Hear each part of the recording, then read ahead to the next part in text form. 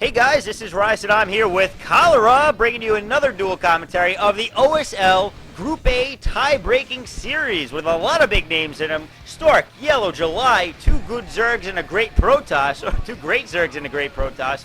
And this match is actually going to be Stork versus July Zerg, because Stork did win the first match, the first tie-breaking match, against Yellow Arnak in spectacular storming fashion. So now we're going to see if July, who is the Protoss killer with a near 70% win rate against the Protoss race, he is the bane of all of Ire. I mean, he just destroys him on a regular basis, and there is not much that they can do against it. So will the God of War be able to take down the Dino Toss? I'm not sure, but we're about to find out.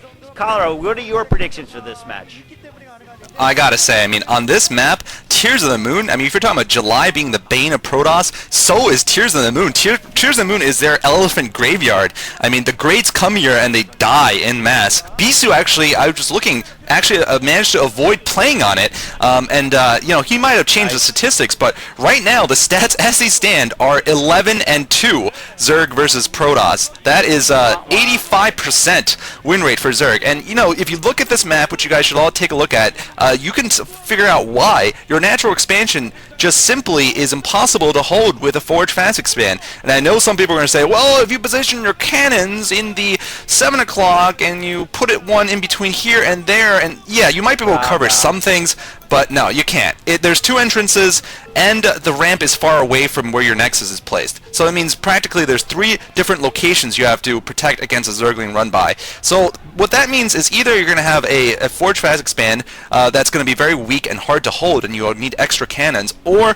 we're going to be forcing the Protoss to go for a one-base strategy, which, to be frank, they generally don't like to do nowadays.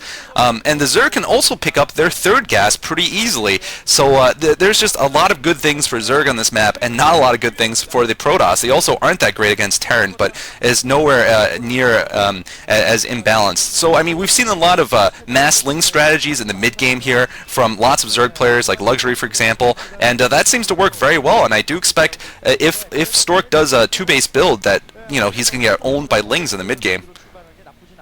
Yeah, but you got to keep in mind that Stork actually managed to beat, the last time he played Yellow was, I know this isn't Yellow, but the last time he played Yellow was on Return of the King, and he did that crazy one-base build. So the question is, can he pull that off against a player like July Zerg? But July is a very aggressive player. He's not the by-the-book player. He's going to go full aggression against Stork the entire match, and I'm sure July knows of that game that he played against Yellow, so one he base probably already knows the build. And yeah, we are definitely going to see a one-base build from Stork, and no surprise there, really. I mean, Stork, I think, is somewhat comfortable in doing it, but again, I think that his chances are pretty limited in what he can do against a player like July, and really, one-base options are pretty limited to begin with. I mean, the fact of the matter is you only have one gas, so what are your options? And really, it's like sometimes you'll see a crazy speed lot build, or I don't know, try to go for or quick Archon or quick Templar. I mean, it's very, very difficult to go many one-base strategies that are gas-intensive. So you won't see like a heavy Corsair Reaver build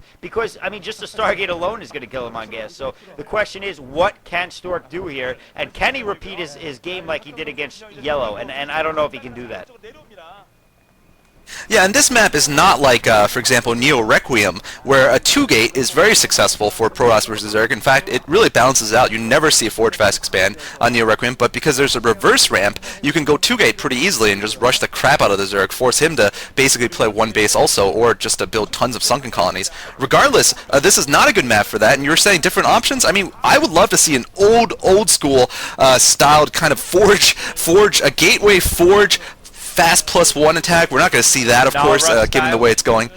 Yeah, now Raw style, I mean, Reach style, he used to do that kind of stuff. I mean, it's the problem with it is it's very transparent. I mean, if the Zerg sees, we've got a spinning Forge here, I wonder what he's getting. Shield upgrades? No.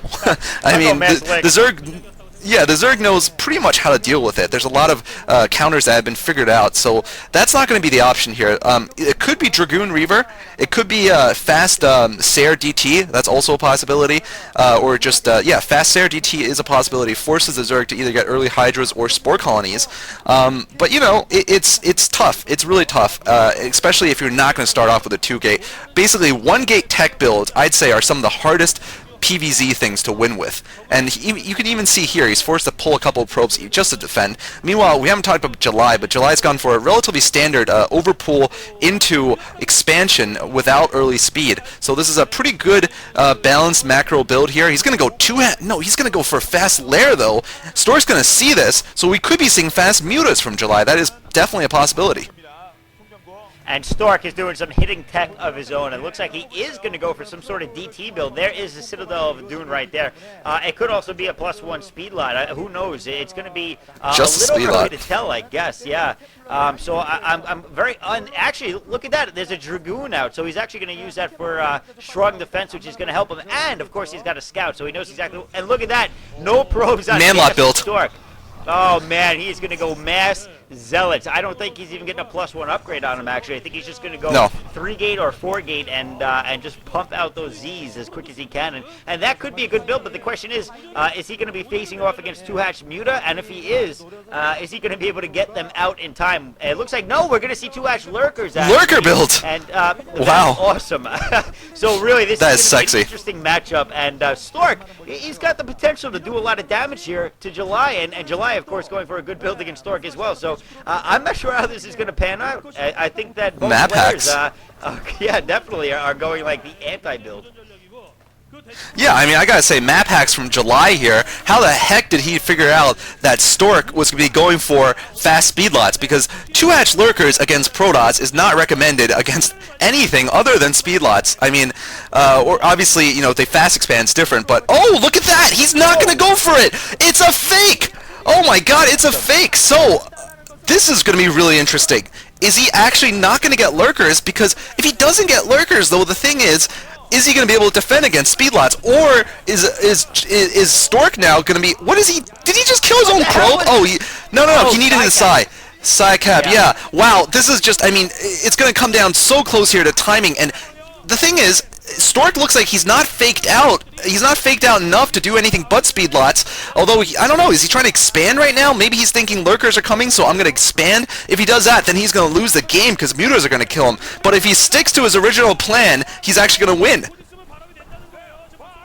Yeah, and that's awesome, man. I mean, here we see July. July actually has some Hydras out, so really, it looks like he's going to go for some early defense with those Hydras. Maybe it's a backup to the Muta, so he's got some micro capability there. Yeah. Dancing the Hydras around. He's got some links. He's putting down a couple of Sunkets. The question is Stork's timing going to be good enough to get in there before the Sunkets go down? It looks like no. Oh, no. Sunkets are going to go down just in time. He's got 6 or 7 speed lots and a Goon. He's going to go right after that. Drone block in the front. There are Lings there. There are Hydras. He's going after. He's got a good surround on all those units. The first Sunken is definitely going to go down. Oh my god, those elves are doing a ton of damage. Those drones are going to go down shortly after. The Muta just popped out. The Muta just popped out. The Muta are going to be able to clean this up before he does too much damage. If he's got a good enough ground micro, he's going to be able to survive this. And can Stork keep his Zealots alive long enough? I don't think he's going to be able to. The Muta are going to keep pumping out. He's got gas going out his main. He's going to be okay to keep pumping those Mutas out. We see more eggs popping up, and Stork is in a lot of trouble. He's going to try to do as much damage as he can to those drones, but it looks like he's not going to be able to do that much damage because they keep running away from him. And those Zealots all go down. And now Stork is in a ton of trouble. He has lost his main force in July with a ton of Mutalisks and can be able to do a lot of damage to his main base, and Stork has nothing there. Oh man, I mean, Stork's rush was just, it was so close of timing, and he's yet still could, if he could just keep getting Zealots in, he can force these Mutas to stay home, but it looks like July doesn't care anymore. He's going to go right for it, and you know, the fact of the matter is, yeah, July is going to lose a lot of his economy, but I think Stork is going to lose the game, and just look at the timing of July's arc. He knows he has to go. Wow. If those cannons went up, actually, if he stayed longer killing the Zealots, Stork might not have lost this game, but because July went right for it, there's nothing Stork can do. GG! Coming from Stork. So if Stork had modified this build a little bit, maybe he would have done a little bit better. I really can't say, though. I mean, if he had just decided to go for Templars or something, but doesn't matter. July claims another victim, and look at July right now. He's looking very serious. It looks like he hasn't actually like shaved or not shaved. He doesn't have facial hair. Never mind. It looks like he hasn't slept for a while, though. At least, I mean, he looks like he's been, I don't know, like practicing for a while and just rolled out of bed, and you know, now he's ready to kick some butt. But you know, he looked pretty good this game. Yeah, and now he's gonna be facing Yellow Arnak.